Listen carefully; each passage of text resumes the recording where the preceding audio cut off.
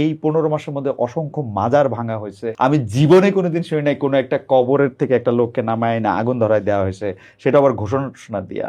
এবং আপনি নিজেও জানেন যে এরকম অসংখ্য ঘটনা ঘটছে যেগুলি নিয়ে আসলে আমরা প্রাউড না। এটা তো শুধু আসলে এটা তো আসলে হিন্দু না, এটা তো মুসলমান না। আমি বলি শুধু মাজারের ঘটনাগুলো লাগাতার ঘটে গেছে, ব্যাপারটা এরকম না। শুরুর দিকে 2-3টা ঘটনা ঘটেছে, এরপরে শুধু একটা ঘটনা, বিচ্ছিন্ন ঘটনা বলতে হবে এগুলোকে। আপনি কয়টা হাতে গোনা বলেন না, আমি বলে দিতে পারবো হাতে গোনা। একটা ফরিদপুরে একটা ঘটনা ঘটছে, শেরপুরে একটা ঘটনা ঘটছে, আর এর আগে সিলেটে 1-2টা ঘটনা ঘটেছে। এগুলি ঘটনার স্কেলে তো বেশি না, যে অন্যান্য জায়গায় তো স্কেল বেশি না, এগুলো মিডিয়া এটাকে খুব বেশি আমি তো ঘটনা গনে গনে বলে দিলাম।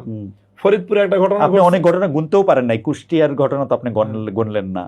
কুষ্টিয়াতে কি হয়েছে, কুষ্টিয়ায় কিছু মানুষ যারা নাকি এখানে লালনের মাজারকে কেন্দ্র করে ওখানে মাদকের একটা আখড়া জমে। যে কোনো মাজারকেই কেন্দ্র করে আসলে এটা এক ধরনের ইনসিকিউরিটি। মামুন ভাই, আপনি এটা আরো বেশি জানেন, কারণ আপনার কাছে অনেকে আসছে যে মানে অনেক বেশি ইনসিকিউর মানুষ ফিল করছে। কিন্তু এই মাজার, এই মন্দির, এই বাউল মন্দিরেরটা এটা বললে আমি মানবো না, তো মানবে না, কারণ মন্দিরের লোকেরা সবচেয়ে বেশি সিকিউরিটি ফিল করেছে এই সময়টায় অনেক ক্ষেত্রে। কারণ আমাদের দেশে আমি যদি রথযাত্রার কথা বলি, টোটালি আমাদের দেশে হিন্দু নিপীড়নের যে ঘটনাগুলো 99% হলো সাবোটাজ। এবং এটা যারা ক্ষমতা, যারা দখলদারিত্ব করে, চাঁদাবাজি করে, মানুষের সম্পদ দখল করার যে ধান্দা করে, এরাই মানে যেখানে যেই ভাবে সুযোগ সন্ধানী তারা সেভাবে করে। হিন্দুদেরকে দুর্বল পেয়ে এই দখলদাররা, চাঁদাবাজরা, অথবা যারা এই যে মানুষের সম্পত্তি দখলকারী, তারা সম্পদ দখল করে, হিন্দু দুর্বল হিসেবে তাদেরটা করে।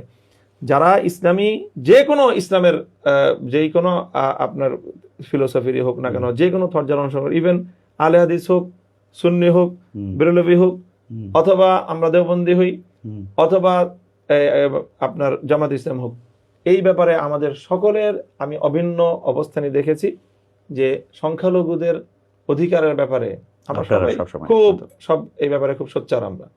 যার কারণে আর আমাদের কোন গ্রুপের মধ্যেই ওই শ্রেণীটা নাই, একটাও নাই যে মানুষের জায়গা জমি, মানুষের প্রপার্টি দখল করবে। মানুষের প্রপার্টি যারা দখল করে তারা মূলত বাংলাদেশের প্রতিষ্ঠিত রাজনীতি করে। কিন্তু তারে ধর্মকর্ম করতে, মানে আমি ধরেন দু একটা উদাহরণ যদি এরকম দিই যে এবার এই 15 মাসের মধ্যে যে কয়টা তো অনেক রকম উৎসব আছে, সেই উৎসবগুলির সময় কমাইতে বলা হয়েছে কিনা, তাদের আসলে ঢাকের শব্দ যাতে একটা নির্দিষ্ট দূরত্বে না যায় সেগুলি বলা হয়েছে কিনা আপনার কাছে? এটা হয়তো সবসময় বলা হয়ে থাকে।